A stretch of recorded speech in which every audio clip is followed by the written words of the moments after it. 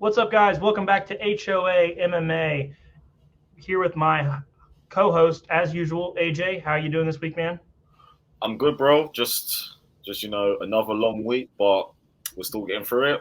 We're here and ready to talk about some great fights that happened over the weekend, and a lot to look forward to this week. I can definitely Yeah, say. I mean, you like you hit it right on the head. Great pay-per-view card last weekend, and then this weekend, one of the probably better fight nights we're going to get for a while.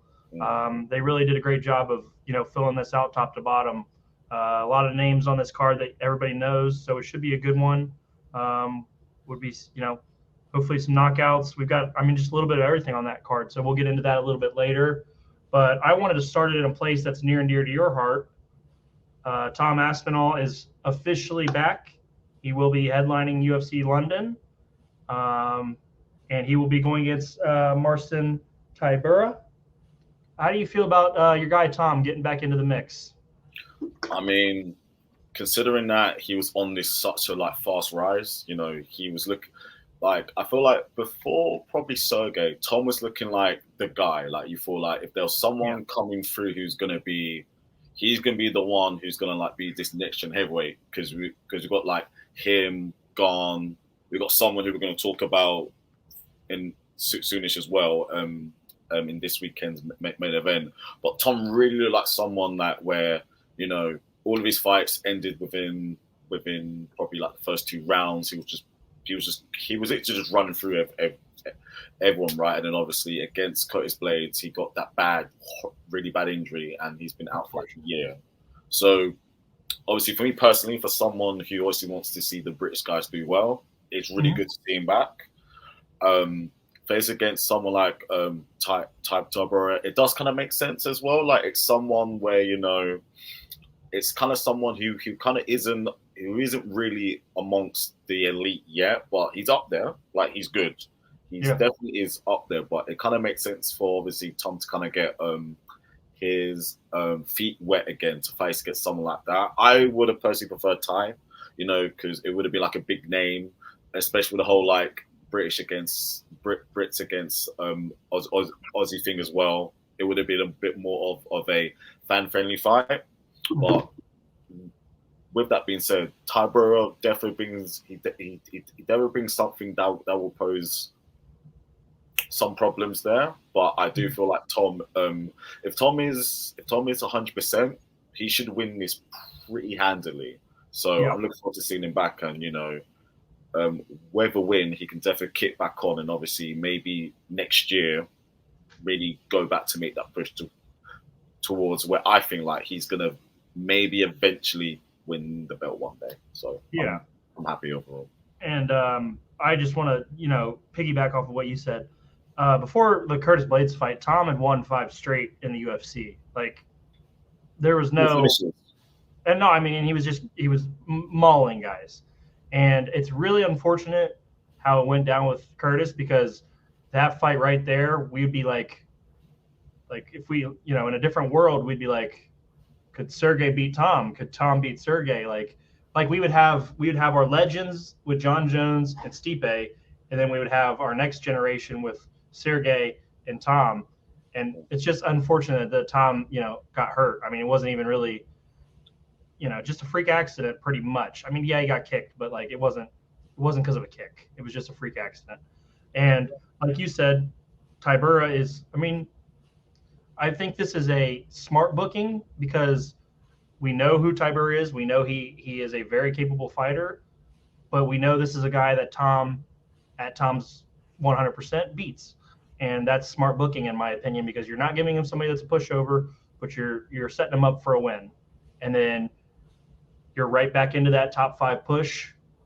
And if Tom beats Tybura in the first round, don't be surprised if Tom versus Gan is before the end of the year, in my opinion.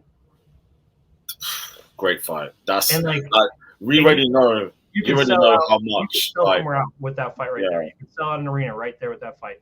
And you already know how much we've been waiting for that fight, between our conversations for a good year and a half, where it's been we need to see that happen one day. Yeah, on this podcast we talked probably a couple months ago about like fights we wanted to see, and we mentioned that fight for sure. So in my opinion, if Tom comes out and gets a first round TKO, whatever submission, I wouldn't be surprised in a couple weeks if we don't get the announcement of Gane versus Tom. And that's the kind of fight that Tom deserves. I mean, it was a freak accident or a freak injury. It happens.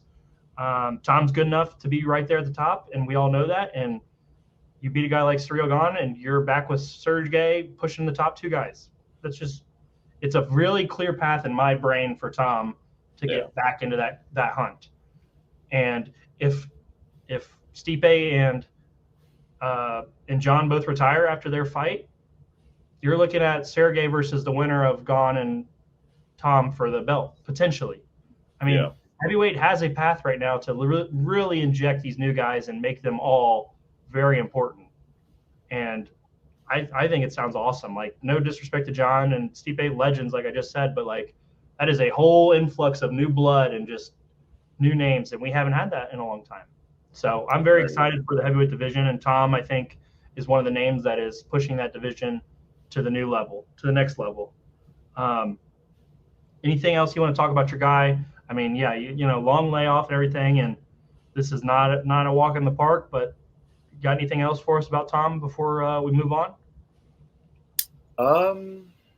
Not really, but it's kind of, do you know what? It's actually something very, very interesting that you probably said like earlier about, you know, let's just say, for example, if Tom wins in like as we would expect him to win, let's just say, for example, let's just say that obviously like Gane doesn't happen, right? Let's just say like Gane probably, he may take a year out, or Gane just doesn't, you know, he may not want to take the fight. Because if you think about it, as good as it would be on the feet, on the ground, Tom has an advantage there, because even though people kind of feel like Tom is this boxer and he sparred with Tyson Fury a lot and stuff, his background is actually BJJ. Like he grew up on the mats. Like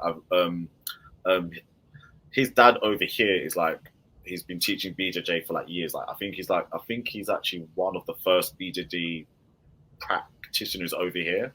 So like he's kind of like grown up around that. But let's just say, for example, he wins, and let's say Gane just says, I want to focus on grappling, I just want to just take a year out, I don't want to round out like my skill set, or face against someone else. Let's just say, for example, Gane fights Blades, right? Let's just say Gane basically fights Blades, That's still fun. So yeah, I'm into that. So very, very later on in the year. The winner of Jones against obviously Stipe. Let's just say that happens, right? And they both retire. Let's just say John wins. He's like, do you know what? I'm out. I've done what I needed to do. I'm gonna go down as probably literally like the best ever. I'm done. And Stipe's like, you know what? I only came back for John. I wanted to have that opportunity to beat him. I couldn't get there, or obviously vice versa, etc., etc. Yeah. I wouldn't be shocked if they do Sergey against Tom. Okay, so you still think we end with Sergey versus Tom? I just took the route of Tom having to win one more. Oh yeah, no, of course. If that happens, then cool. Then regardless, but I wouldn't be shocked if, obviously, depending how things kind of like play out, I wouldn't be shocked if they go, let's say in around, let's say January, February next year, they go, we want to make sure that we have a title champion ASAP. We'll do these two at the start of the year. I love it. I mean, I love it either way. I just don't know how it would be just difficult, in my opinion. It still is a loss on his record. So like, that's why I said one more before. Yeah. But if you look around and everybody's busy, Tom's not that far off either way. So I could get behind that. And in my head, Tom's the type of guy to me that like wants to be busy. So he beats Tybura. He may not want to wait until January next year to fight again. And that's where I thought maybe, Gane came in, because why would Gane? But here's my rebuttal to and I don't even hate it. I like this fight, Gane versus Blades. Why would he accept Blades before Tom? If he's worried about being on the ground? maybe he's thinking because You think Blade's in my done? opinion, like as crazy as it sounds, the best striker in that division is still gone. Like in Yeah. my opinion, he may possibly feel okay against John. I wasn't really. He's thinking John's coming after like a 3 year layoff. He's coming up in weight. He probably thought I have enough size and enough power to kind of like, you know, bother John, and I kind of don't feel like because because I watched fight a few times. Garn's kind of surprised of how good John is, if that makes sense. I kind of felt he thought I can at least handle him because obviously he's the one who's bulking up. He wasn't ready for that. I think he may just feel like obviously and recently Blaze literally got beaten the shit out of recently, and Garn is probably thinking if Blaze kind of comes out the way he did against obviously Sergey, he's thinking I'm more than capable of doing the same to him. Mhm. And he may also feel like, okay, I'm living like, he said before, I only really train if I got a fight. Whereas now he's showing, I'm basically in the gym every day, I'm practicing. He may want to have a sense like, what, I want to show how far I've come since taking it seriously. Let me go out and take out Blades. And it makes sense, obviously, Blades is coming off a loss. Even though we basically all know when every single time Blades has been knocked out, in his next fight, he comes out and he's like, I'm gonna make a point here. Yeah. So it's kind of like a catch-22. Okay. But again, like you said, if we get Tom against Garn, I'm not moaning whatsoever. Like whatsoever. Yeah, like if it's in London, Paris, I don't care. It could that fight can be at the fucking Apex. And you know how I feel about the Apex. I will be watching that fight. People would be breaking into the Apex to get a seat. Literally, man. It would be overran by people just trying to get in there to see those 2 fight. No, and now that you explained it to me and you rationalized it a little bit, I'm with you. I think I get what you're saying now. I'm good with that also. Just really, in general, just happy to have Tom back. Just adds a completely new layer of depth to the whole division. See, that's the problem. Like, John's already come out and say it's a retirement fight, but there's guys, man. There's guys we would like to see him fight.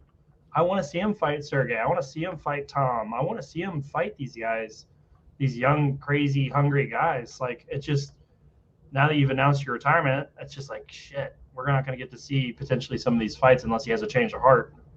But now let's move off of Tom and the heavyweights, and let's get into UFC 288. Give me your overarching thoughts on the card this past weekend.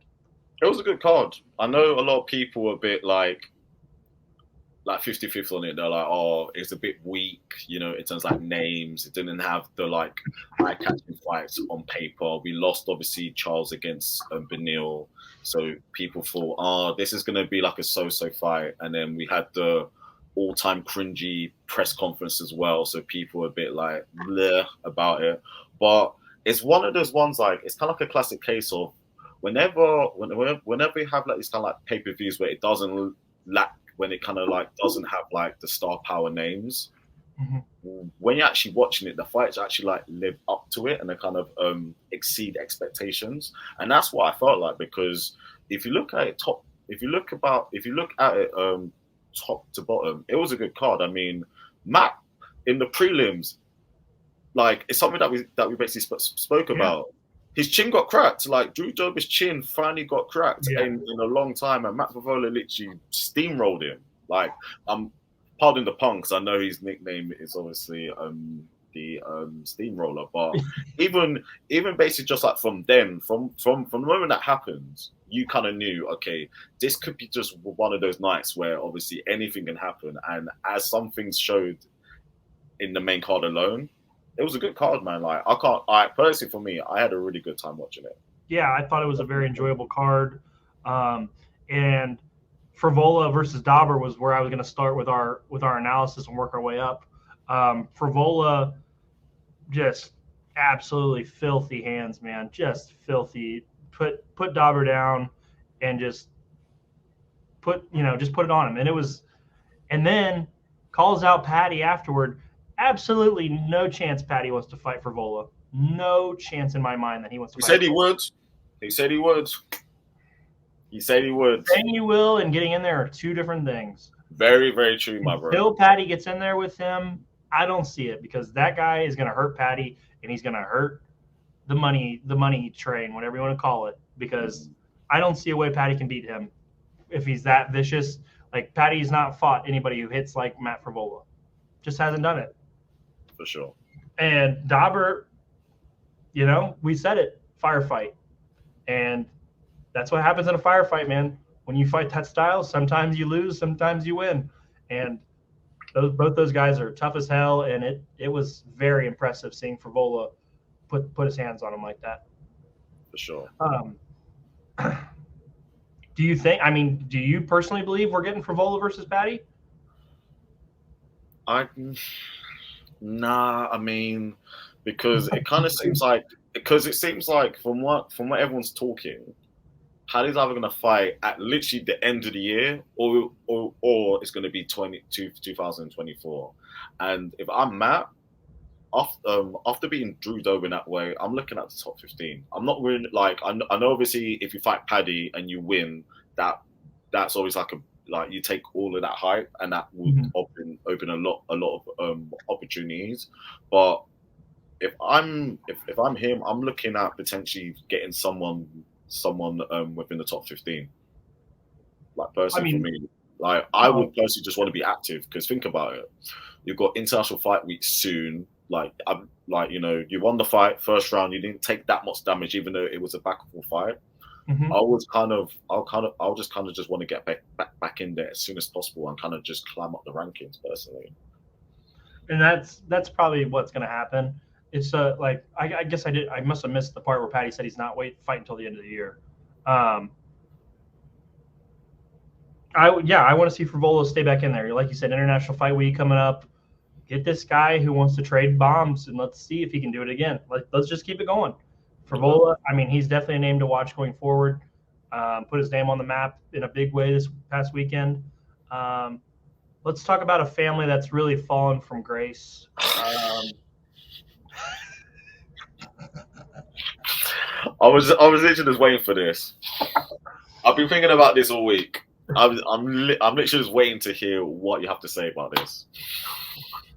Kron Gracie besmirches the name even further into the mud with a unanimous decision loss to Jourdain.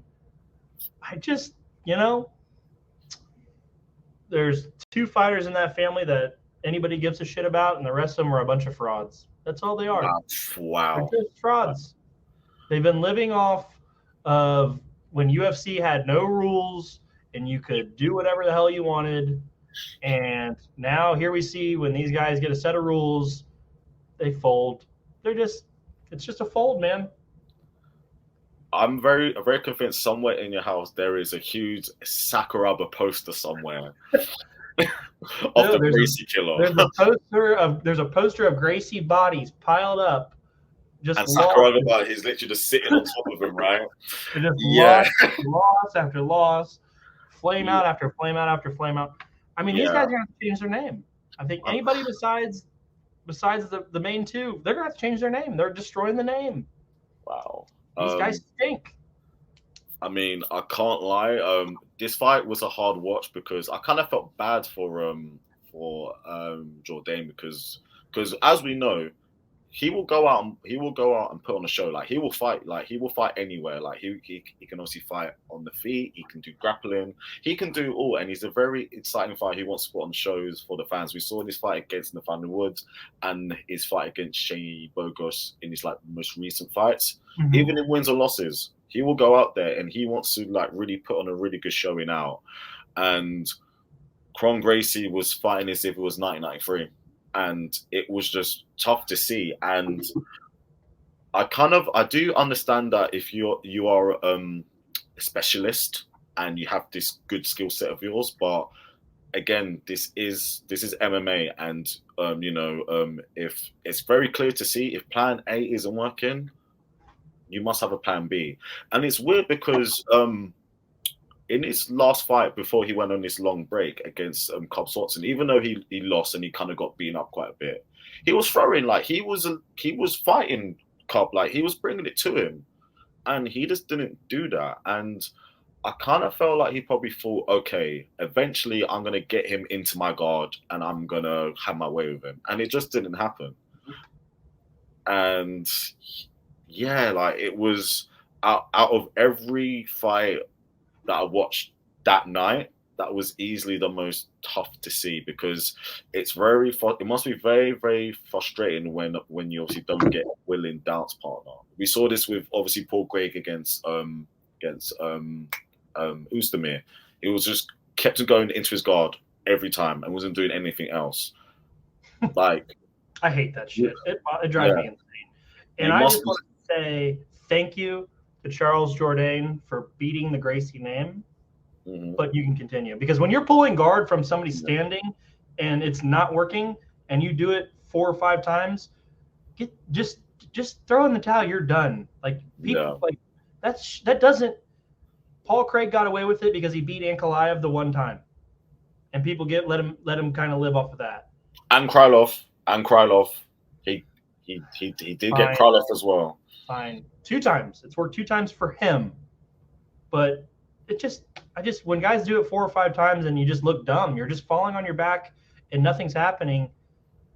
So then, with that, clearly there is one fight to be made after this. You get Kron Gracie, you get Ryan Hall, the masters of this, because clearly that will be the MMA version of Metapod versus Metapod. That is literally what you would get. You know what happened is they're both trying to like fall into fall onto their backs and pulling each other, and they just get stuck like this with their arms on each other. Yeah. Metapod used Harden. Literally. Look, as you can tell, I'm out on the Gracies. Congrats to Charles Jourdain. Good win. Sorry you didn't have an opponent that actually wanted to fight in a mixed martial arts contest. Maybe Chael can get Kron in a underground submission fight or something, or maybe he had a chance. But I'm just tired of the guys who just pull guard and hope you fall down on top of them. Like they're just hoping. So you're getting beat up on the feet. And he really did. If a Gracie never fought in the UFC again, I'd be happy. Get these guys out of here. Next week, I'm going to come with a chart of all the Gracies who have failed, and you guys will see. Damn. Let's touch on the next fight. Evloev versus Lopez. I'll tell you what, man. I didn't expect a lot out of Lopez, but he put Evloev in some really precarious positions in terms of those arm bars, leg bars. I thought he was going to snap his leg at one point. It was very, he was. If you count the strikes and everything, it doesn't look close, but man, was he was inches away from a tap out or a submission victory at certain points in that fight. So shout out to Lopez. What did you think about that fight? It was very clear, like Lopez's game plan was, okay, I'm going to come out red hot in the first round. Like he came out ready. He kind of thought like, okay, I'm taking this on, fairly late notice. He's probably thinking, I've probably got 1 round in me to really catch him by surprise. And he came out. And like you said, he rocked him on the feet at times in the first round, and he nearly got him out of there as well when he went on the ground as well. Yep. Like, and he looked good. Like he gave him Evloev a lot of problems, but I do want to give Mosfar a lot of credit, because in rounds 2 and 3, it kind of went how I thought the fight would go, where he kind of clearly made his adjustments, and obviously took him down and kind of did what he did best, and he kind of just like controlled the fight. Right. I know a lot of people are going to say, oh, he's now 17-0 and he's now had another decision. But I'm going to give him credit because he faced some real problems tonight, and he overcome that. And moving forward, that's going to be key because like there are going to be times where as much as he's undefeated and has his perfect record, as he clearly goes up against better opposition, he's going to find himself in situations like that against obviously better guys. So obviously, like to show that he can obviously adjust to that against someone who he probably thought he can maybe like steamroll over. That will definitely do him well in the future. And I kind of like, I don't really like saying someone wins in a loss. But if you think about this, right, for Lopez, he takes in a fight last minute against someone who's 16-0. A lot of people who say he could be a future title contender one day, and you put on such a good showing that now you are definitely going to get signed at this point. Like, I'm pretty certain you are going to get signed, and you are definitely going to get a really, really good fight next. Yeah. And potentially, if obviously now, like once he has, like a full camp and has time to like really get used to facing against people of the UFC level, he could show that, what, I could belong here. Like, he could be just, he could be just a fan favorite, or he could be someone who could crack into the top 15, top 10. We don't know that yet. We honestly don't know that yet. But obviously for him, he's obviously now kicked open a massive door. And obviously for that, I do have to give him a lot of praise for. But most of it, I do feel like most fights kind of being kept under the rug, just obviously because Lopez has come in and made such a big scene. Yeah. But I feel like now at this point, Mosfar defo needs to kind of, face against someone who's going to really make him fight, if that makes sense. Like he kind of needs to face someone who's like, what, I really need to like put my foot on the pedal and really push him. Yeah. Because it shouldn't take someone coming in last minute who kind of gives you a big scare to like really make you like flip switch like that. And I agree. Actually, I don't have a lot to add to that because I think you pretty much covered what you needed to cover there. Shout out to Lopez, short notice, and you're in there and you're competing with a guy who's clearly got higher aspirations, and I think he showed himself well enough to get another fight in the UFC, like you said. But Evloev needs to probably move up, and let's get a guy with a number next to your name, and let's actually see it through. I know it's not his fault that people are canceling and getting out, or injuries and all that kind of stuff, but let's get a guy with a number next to your name, and let's really start pushing it going forward. This one caught me by surprise. I think we both picked on Andrade, or Jessica Andrade, versus Jan. Throw up the X, Jan. With a big, nice TKO victory over Jessica. Oh boy, she caught her. The chin's gone with Andrade. The chin's gone. It's just gone. And she's such a fun fighter. She's a hell of a fighter, but you can't get touched and go down like that and be successful. It's just not how it works anymore. What kind of makes Andrade so dangerous, which is her power, but the way that she was looping her punches so much, Jan was just like, okay, eventually I am gonna find the range. And she was kind of like, testing like a distance. She'll kind of like go forward and then go back, and kind of that gauge when obviously Andrade would like rush in. Because there was like a few times when obviously Jan was literally just touching her a little bit, just catching her. And then one time, Andrade literally just went for it, and Jan went, "I've got you now." Bam. Bang. That's like mean counter. Like I was shocked. Like I didn't think Jan had that in her, which kind of shows that like she's been working really hard. Oh yeah. Because I believe she's with Team Alpha Male now, and clearly, like, it's something with them, and like, I don't want to. I don't want to make it a race thing, but like, you know, because they also have Song Yadong as well. It's clear when they have people from that region, they really know how to cultivate them and like really iron out like their skills, Oh because yeah, it's paying off. It's paying off big time. And if you look at her fight against Mackenzie Dern in the last fight as well, she's obviously made a lot of them improvements as well. And obviously now she's improved her striking. And that was literally as good of a counter strike as you could see, because that was just right on the money, man. Like, I mean, sensational. it was a Miata level counter strike. I mean, that's just what it was.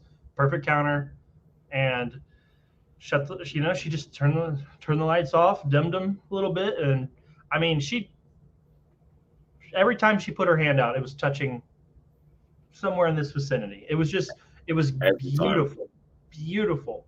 And I do want to applaud you on how PC your answer was about that region of the world. Well said.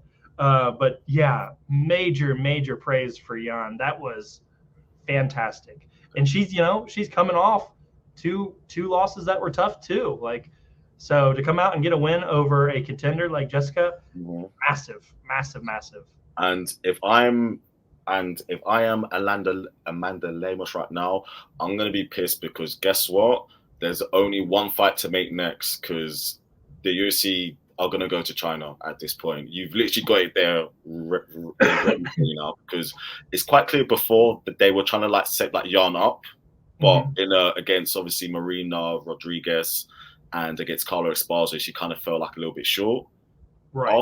After this crazy knockout that people are going crazy for, Jan against Jan is literally the fight to make now. Like, I know that Amanda Lemos would kind of like put herself up there, and I think is ranked higher, but it's clear having Zhang against Jan fight against each other in China is massive. That's like massive. You will literally have 1 billion people watch that fight in China alone. And that's huge. And like, as much as we like to feel like, okay, respect the rankings and honor like fighters on merit, and 100% rightfully so, we do understand that this is still a business, and with that, you would think Dana and them guys are not going to miss out to obviously right now make that fight, because that fight's going to be huge. Absolutely. And yeah, it's just a fantastic platform for all of our Asian fighters. I mean, yeah, it's perfect. And I hope it happens for them, because they've earned it, and that's really exciting. And it's also good to see the UFC when they go all around the world as well. Like, as fun as it's seen it in Vegas and, you know, MSG and London, which has become like a staple now, and like Brazil, like in the past, it's good seeing it all around the world. Like, if you remember last year in Paris when gone against Thai, like the atmosphere was amazing. In Singapore with Glover against obviously Yuri, we saw one of the best fights in years. Like, it's good seeing. I mean, let's give your guy some credit. You know, Izzy versus Rob. And I'm not saying that another part of the world, but I mean, yeah, I love the idea of the international going anywhere in the world and putting up a cage and going. 100%. Okay, so do you want to start with this next fight, or should I start with this next fight? Because you most certainly undersold it the night of. I'm wondering if 5 days later, if you feel any differently.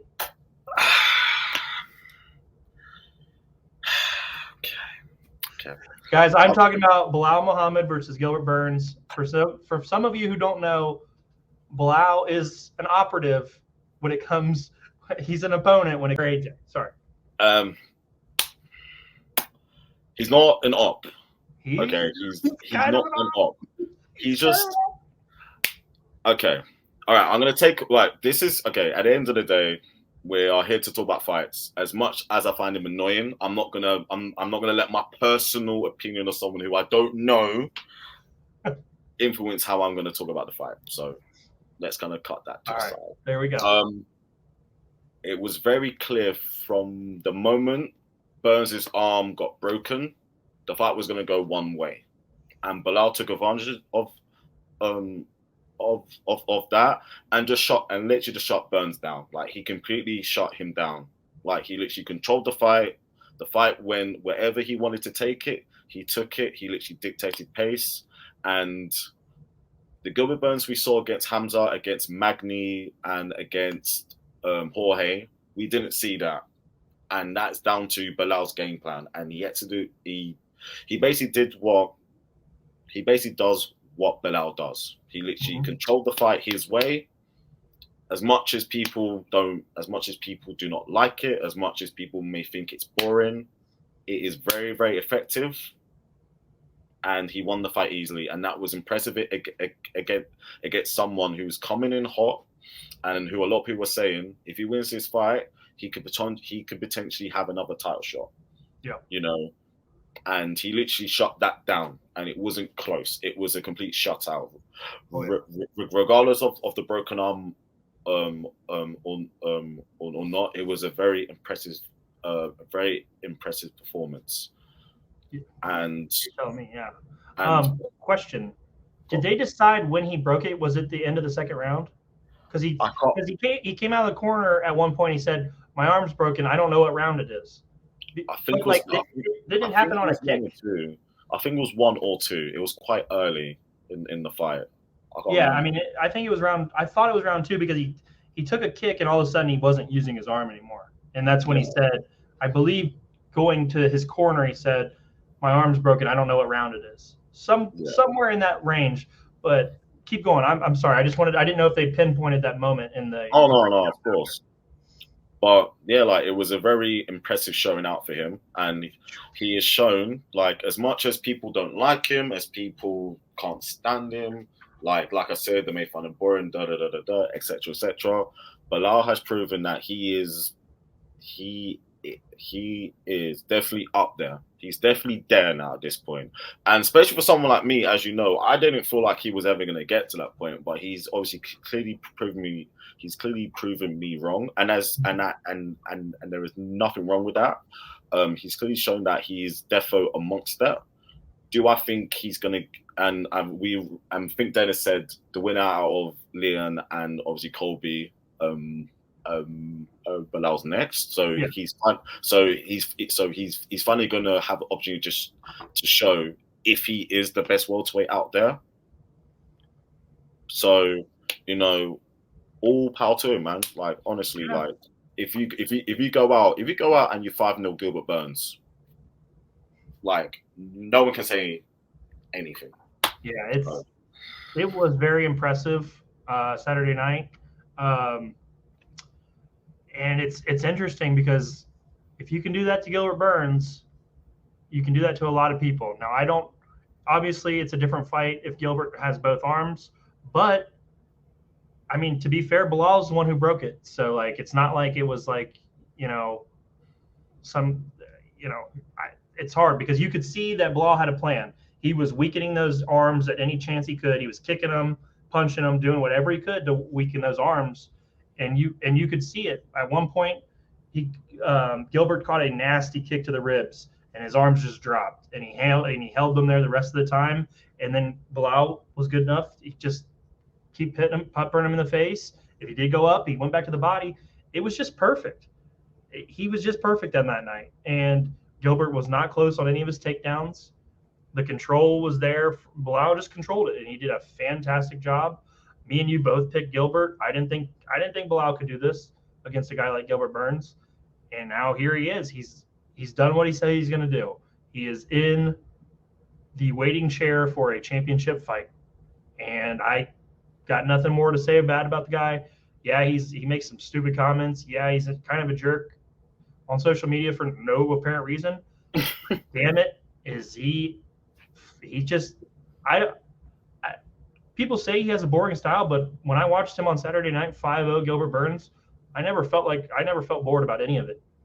I thought he kind of borderline masterclass on Gilbert Burns. It was that good. 5-0 on Gilbert Burns. 5-0. Come on. Okay, I know that's where you drew the line, but Mm-hmm. just an excellent showing from Bilal. Yeah, yeah.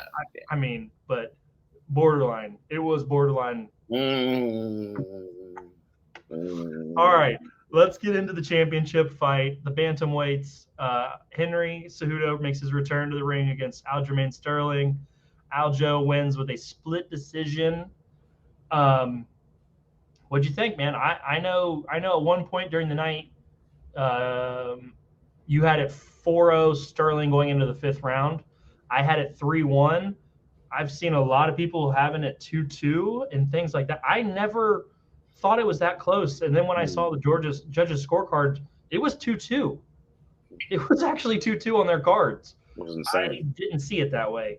I don't love the way Aljo fights sometimes. He has now taken the down fighter rule and using it to his advantage, in my opinion. And it's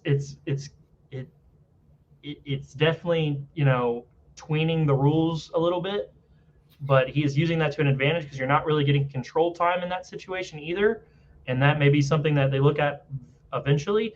But I thought Sterling won the fight either way. I thought Henry looked pretty damn good for coming off a 2-year layoff. 3 years, sorry, 3 years. It's been 3 years now. I he looked like a damn good fighter for 3 years off, and I don't want him to necessarily go away. I'd like to see him fight a couple more guys, and Sterling moves on to fight Sean O'Malley. So, what do you break it down for me? What did you see that maybe I didn't see? Well, I'm really glad that Aljo did prove me wrong because I know because I know last week I did beat Henry to win, even though I was very torn. Yeah. I do feel like a lot of people were kind of not noticing how, or not noticing, or not really picking up on how this was a very high level fight. They like this was a thinking man's fight in terms of high level mixed martial arts.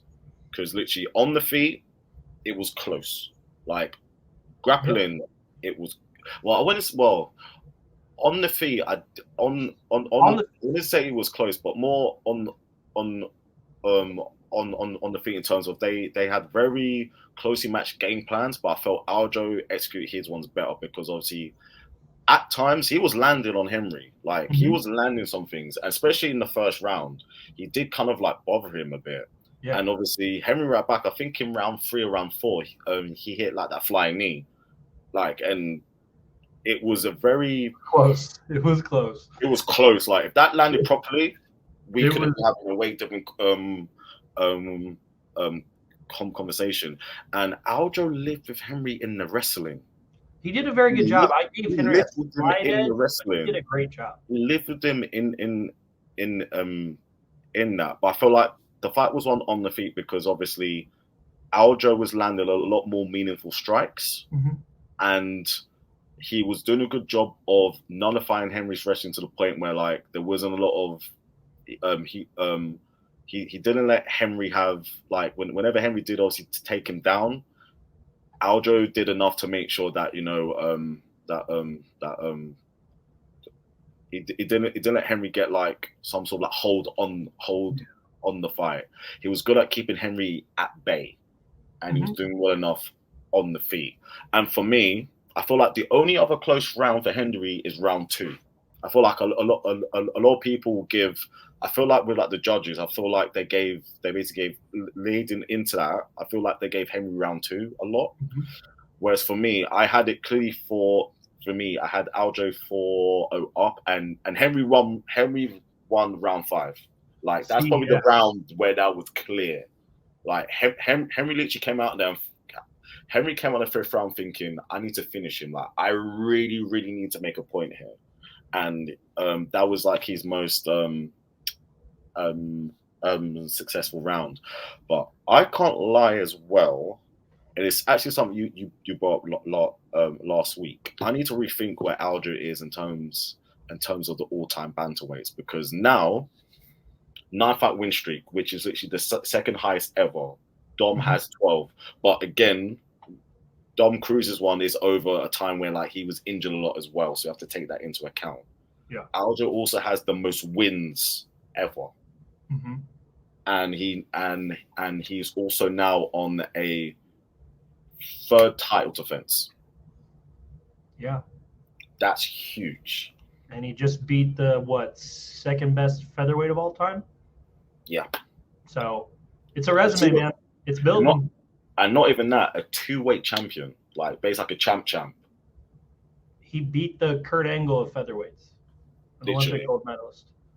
Like it's like when you kind of like look at like his resume that like he's building, and considering as we all feel like bantamweight is probably the best division right now, with like he's gonna have a ton of people waiting for him as long as he stays here, because we feel like at some point he's gonna move up and try to move up and obviously give he's got to do that from around.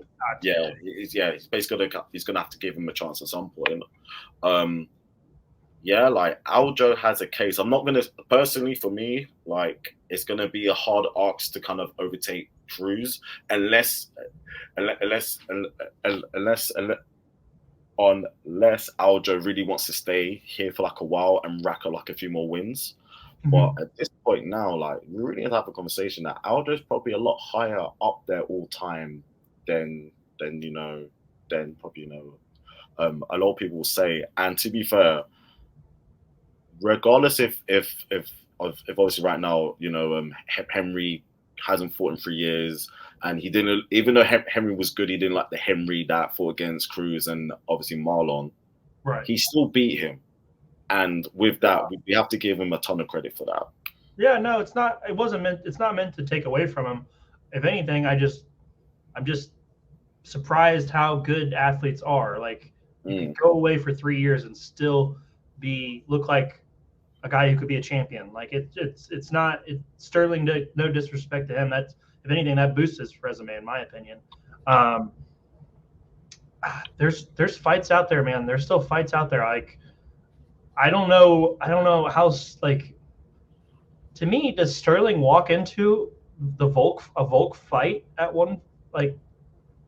I don't know. I don't know. But Volk is still Volk, man. Like that's a good way to get hurt right there. Yeah. Like Yair might be able to beat Volk, but like Sterling, I don't know, man. I'm gonna hold my thought about that. Oh no, I am too. I can't wait for that. I'm so excited. About that one. I'm gonna hold my thought about that one. So yeah, congrats to Sterling. Big resume win. He's probably looking up at Dom, and he's looking up at TJ at this point. And he's probably, him and TJ are kind of like here now at this point. I mean, one more, if he beats O'Malley, you're probably looking at the second best bantamweight of all time now. And then it just kind of depends on what he decides to do from there. So that's the end of our recap for UFC 288. This weekend, hell of a fight night. Hell of a fight night, man. Bring back crowds for every fight night, please, so that we can get cards like this week in, week out. It just Rosenstrike and Almeida are the headliner, but it is bolstered by quite a few fights. I was going to start at match 7 with Carl Williams and Sherman, just because I love Carl Williams. I just don't. There's just something about that guy that I really enjoy. Is there any fights below that one you want to talk about? What, below the main event? Below Carl and Sherman. Let me just double check. Brian Battle against Gabe Green. I'm a big fan of Brian Battle. Like, I know that in his last fight, I think he lost, but he also had that crazy head kick KO. Oh yeah. And that fight should be a fun one. Gabe Green is also in very like decent fights as well, in the fights that I've seen of him as well. So I feel like obviously among the prelims, probably Carl Williams, Sherman, and the Brian Battle and also Gabe Green, which I think is quite early. The main card starts at like 3:30. Yeah, it's quite early on in the prelims as well. But even then, if you have a look at the prelims as well, you've got Jessica Rose Clark, you've got Cody Stamen, like you've got like really really good names there, and they both have a lot of fun matchups as well. So even with this, like I'll definitely recommend watching this from literally first fight on, because this is going to be a really really good night of fights. Yeah, there is a lot on the undercard to be excited about. Hell, you might get to see Matt Brown retire. I mean, it's like there's just a lot. There's a lot to look forward to. Um, I always, I just Carl Williams is just I like the big guys still.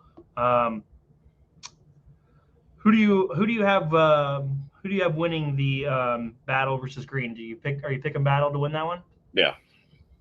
Okay, we'll have to put that on the old bet slip. Let's jump into the main card. What is that? Tim Means versus Alex Moreno. How do you see it? Tim Means been fighting a long ass time. I kind of feel like whenever Alex Moreno fights against guys like Tim Means, like around that kind of like level, like who were like a little bit older, yeah, who are not what they once were, he normally wins those fights. Because I remember he beat up Cowboy as well when at that point Cowboy was kind of just like 20. He was literally on like 20 HP left at that point, you know. He kind of does a good job, obviously, like putting like the more like elderly guys away. So I would favor Alex Moreno to obviously take that one. Yeah, I'm right there with you.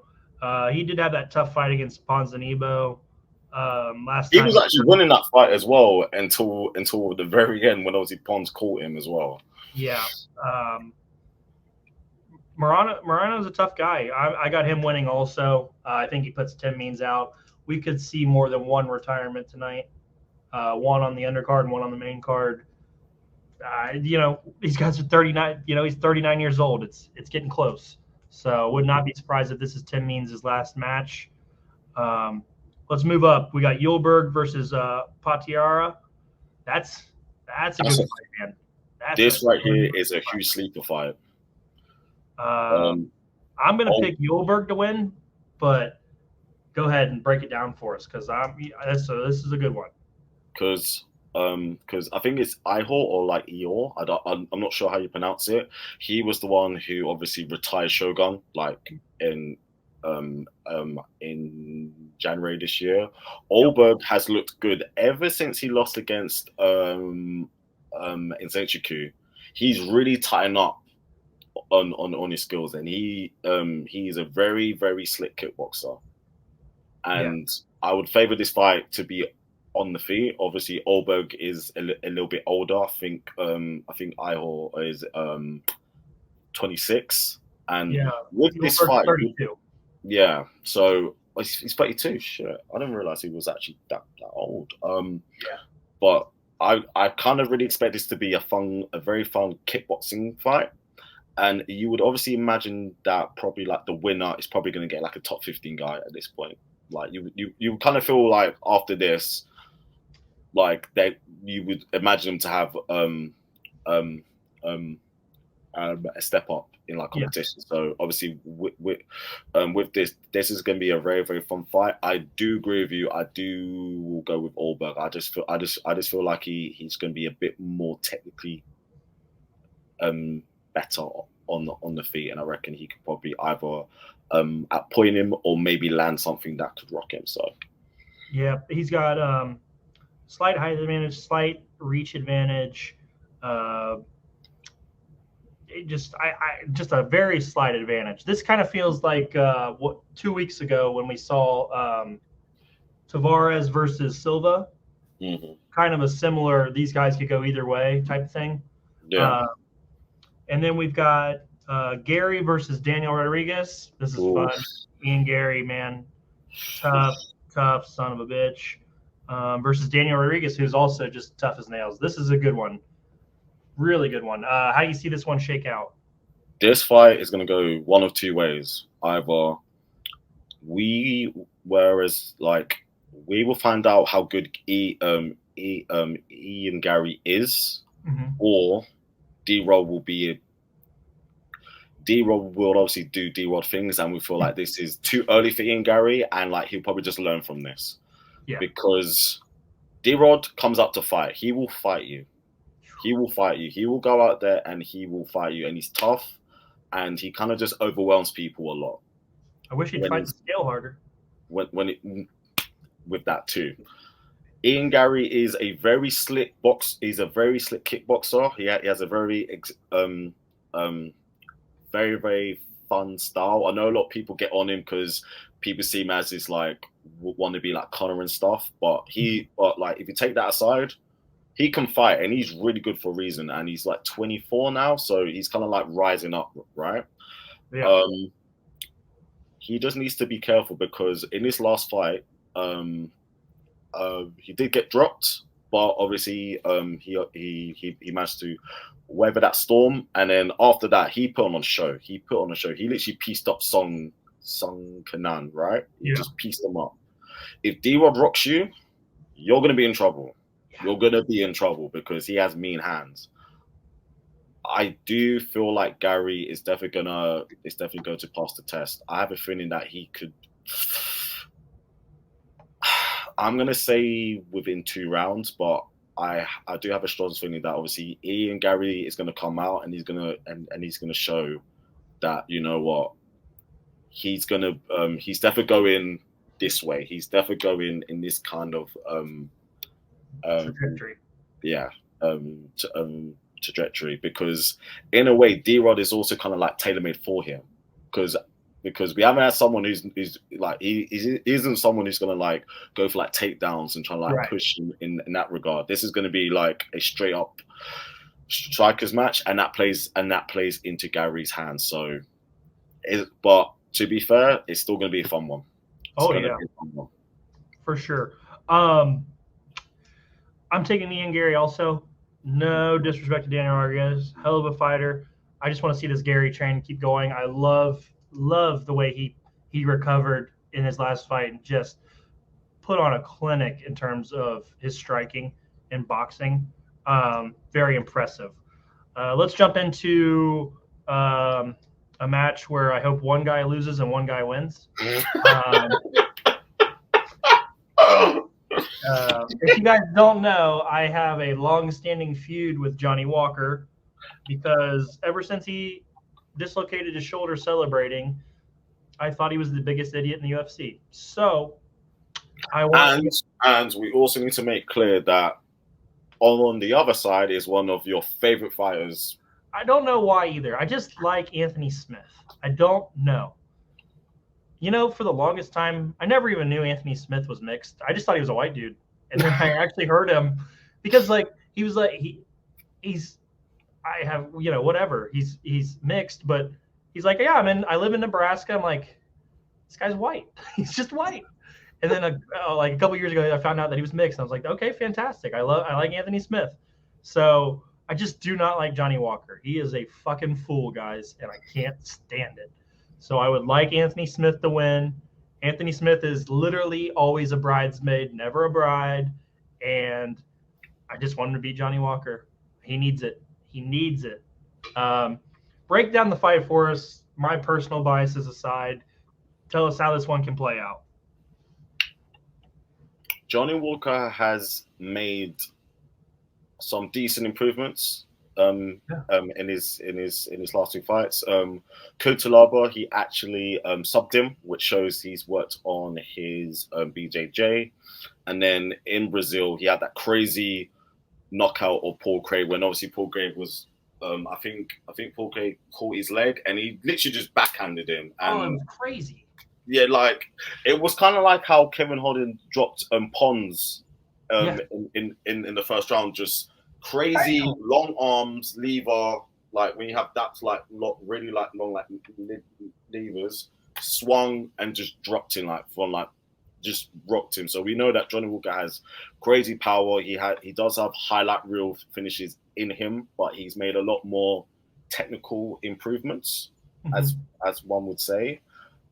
Anthony Smith is fundamentally sound. He's very good everywhere. He doesn't have like, let's say, like a weakness. Like he has everything covered, even though he may not be great at all of them. He's solid all around. Um, Anthony Smith's part. Anthony Smith just literally just needs to avoid the power. He just needs to avoid the power and literally just utilize all of his tools. If he does that, he should be able to overwhelm Walker in the sense that, you know what, I'm a better all-round mixed martial artist than you. Yeah. But with that, all Johnny Walker needs is one crazy moment from at literally any angle, and the fight could change. And the fight could change. You're gonna hate me for this, but I do feel like Johnny Walker's probably gonna get a highlight reel moment. Yeah. And that sucks for me because Anthony Smith has a top five walkout song. Return of the Mac is an absolute classic, bro. That's an absolute classic, man. Like it is literally one of the best walkouts, and I guarantee you the crowd's gonna go crazy when Anthony Smith walks out off that alone. But I just have a bad feeling that Johnny Walker in front of a crowd, he's gonna have that moment. He's gonna have that crazy highlight reel moment. I don't know how it's gonna happen, but I just have that feeling. I have that feeling every time Anthony Smith fights. Unfortunately, he just seems to get something happens to him. But if Johnny Walker wins, this show's over. So, for the good of the show, we need Anthony Smith to win. But yeah, no, it should be fun because here's the thing: as big of a goofball as Johnny Walker is, he does have something that people don't have, and he has that dynamic factor where he could do something stupid and it work. You know, a lot of times when he does something stupid, it doesn't work. But if he some just crazy elbow or something could happen at any time, and he could just knock you out. And he's got that ability. Let's move on. We got Rosenstrike versus Almeida. Almeida is the up and coming heavyweight. Rosenstrike is the guard at the door holding the gate. But can Rosenstrike do anything to slow down Almeida, in your opinion? So I kind of mentioned this earlier. You know, we talk about the next generation, obviously heavyweights. So we've got Garn, we've got Sergey, we've got Tom. I do feel like we have a fourth, and I feel like it could be Almeida because I'm very high on him. All of his wins are via all finishes. He's good. Like, he's really good. He is so athletic for someone that big. Yeah. Crazy athletic. He has skills everywhere. He has nasty submissions, which is very rare for like a heavyweight right now. A lot of them, like as we know, bigger guys tend to go for the big KOs, right? Like, yes. But and I'm very, very high on him.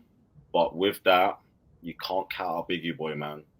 You can't count out him because he is easily he could be actually right now top two hardest hitting power punchers within the division. Like, if you're just looking at raw power, because sometimes when he literally hits people, it's different. Like he doesn't even have to hit you clean. He doesn't have to hit you hard. Like, if he just touches you, people go down. Like, I remember when he fought against Arlovsky, he just tapped him. He literally caught him coming in, didn't look like him that hard, and he literally just went face down. Yeah. And especially because it is over 5 rounds, he carries his power late. We saw that against Overeem. He was literally losing the fight. In the last few seconds, he caught him, and the fight was over when he bust up Overeem's lip when it was like hanging out. I remember that. Oh, that's fucking nasty, man. Awesome. And Biggie Boy is obviously coming off a good win against Chris Daukaus, even though it seems like everyone can beat Chris Daukaus these days. Like, he literally put him out in like 39 seconds. Starting to wonder if I could beat him. That too, man, honestly. But but yeah, I do have a feeling that I do feel like Saturday is going to be Almeida's night, where like he kind of breaks out and he shows he's going to eventually be amongst the Toms, the Garns, and the Sergeys as his next wave of like heavyweights. So I'm going to have Almeida probably by submission within the first 3. Oh, I like that. And Rosenstrike, he's had some good moments in the UFC. Like, he's really had some good moments, and it just feel like he's like nudged down the rankings, nudged down the rankings, and now it feels like he's that gatekeeper guy. And and if Almeida can beat him on Saturday, he's right in that mix with the top fellas. And I also have Almeida winning the fight. I think he's subbed 3 of his last 5. I think so he's got those skills. I like that decision. I'm gonna put a little money on Almeida subbing him in the first 2 rounds, just to help my odds in terms of betting. Nice. But yeah, I think it's a good fight. I think, man, it's a hell of a fight night. Great fight night, man. Fight day. It's a fight day. It's not even a night. It's a fight day. That ends our preview of Rosenstrike versus Almeida fight night. You mentioned earlier you had a couple things you want to touch on before we get out of here. What do you got? So I've literally got 2 things to mention. So the first one was over on the weekend, a big American US debut. Great show. Was it, Portland? Yeah, I think so. Somewhere out west. Yeah, it was somewhere along there. I can't remember off the top of my head because I didn't watch it live. I watched it back. Okay. But Mighty Mouse just does what Mighty Mouse does. Like, he's one of my favorite guys to watch. He's just so exciting. He won the trilogy. And can't lie, Rotang is a borderline superstar because, boy, like, the crowd loved him, man. The crowd loves him, and he doesn't have a boring fight. I know people see the craziness when he pits himself and lets people hit him and whatnot, but his level of literally like Muay Thai striking is sensational. It is literally elite level, and he is great. And your guy Sage bounced back, man, with a really heel hook. Sage the jaw Northcutt. But bro, in 39 seconds, he caught that nasty heel hook, man. I was very, very, very surprised and impressed. It's really great for him because that guy, I do joke about it, but that guy's been kicked around for a while in terms of, mixed martial arts and everything. And it's really great for him to get out and get a win quick and stay healthy and not be put really in any danger. And it's nice, he'll get another fight now. Did they screw Rotang on that decision? Is that what I heard correctly? It sounded like he got screwed from what I read. No, like he won. Oh wait, then what am I thought he got a bad decision. Did I read that incorrectly? Nah. Oh, he did win? No, he won. Oh, then what was I looking at? Yeah. I don't know. Good for him though. He's exciting. He's fun. I do feel like if you were to ever like watch him fight, you would really appreciate like how high level he is. And he's only 26. He's like in, I think he's like 25, 26. He's very young still. Like, he's just insane. Like, but yeah, it was a really, really good like card from them. And the other thing I wanted to mention, which is for me huge for someone who is a big kickboxing fan, Cedric Doumbé has signed with the PFL, and he is a 2-time welterweight champion. He's literally one of the best kickboxers on the planet, bro. Like, I know I've talked about him a few times before to you. Yeah. I know, like, if you think about like the best kickboxers that we see in the UFC, like Izzy, Wonderboy, Pereira, in terms of like high level, Doumbé is in that class. Like, he is that good technically, like skill wise. 170. So he fights at welterweight, and I know that he was in talks with like a lot of people. I know that the UFC offered him a contract last year, but for some reason it didn't happen because I believe that he was meant to make his debut at the Thai Gong card in Paris because he is also from France as well, so he's like a Frenchman, and obviously now he's obviously gone over to the PFL. That is a huge signing for them because he is like in terms of combat sports, he is a huge name and he is an incredible talent. And I'll be real with you, anyone in the PFL, you better focus on your wrestling because you do not want to stand with him. He is that good. So I just want to bring that up because that is like a really, really huge signing for them. Nice. Yeah, you had mentioned him to me before. That's really exciting for the PFL. I mean, they've clearly got some money they can throw around now that they didn't buy Bellator. So that's it's interesting. I wonder if are they going to bring in Francis still? We need something out of Francis, man. Something. Last question. Yesterday when we were talking, you brought up Tai Tuivasa. Do you have anything else you want to talk about with him? Hmm. Because you mentioned him as a potential fight for Tom before Yeah, Tybura. So what was that? What was that about? I kind of just thought like it like in terms of because feel like now, especially after the Leon Usman fight in London and the way, especially over here, like the fans reacted to it and like, it's seen as UK is a very like marketable area now for the UFC. So I felt like the best combat fight for Tom in terms of like name value would have been Ty, would have been a fun fight, Ty is literally like a fan favorite. People love him. People love Mm-hmm. Tom. Britain, Aussies, like the culture is kind of like similar in some ways. There's like a rivalry as well. If you look across like all sports like rugby, cricket, it would have brought that kind of demographic to Okay. over here, right? So I feel like for Ty now, he's definitely gonna get someone within the top 10. Maybe someone like Volkov, maybe somewhere like he can kind of just like throw and like bang with. But at this point now, Ty kind of needs a rest because he has taken quite two hard beatings in his last two fights. So I feel like just like take some time off, maybe come back towards like the end of the year. Okay. That's Yeah, really no, that's fine. I was just wondering. I was wondering what you were wanted to talk about with Ty before we got out of here. AJ, I think kick-ass episode. I think we did. We went for a long time, and I didn't even realize we just been talk. We've just been going, man. It's been good. man. You got anything else before we get out of here? Not yet, no.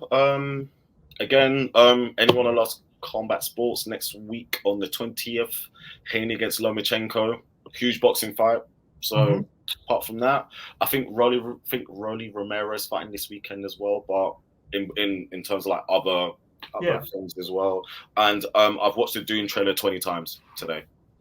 That's literally it because it's literally the best thing ever. But yeah, that's pretty much it. All right. Well, I'm glad we didn't get out of here without a Dune reference. Of course. Guys, like and subscribe to the page. Just help us as much as you can. We appreciate you guys who have subscribed, who do watch the videos. We're going to keep putting them out, and we will see you guys again next week. And we will recap all the fights from this week. HOA, MMA out. We'll see you guys next time. Yes, sir.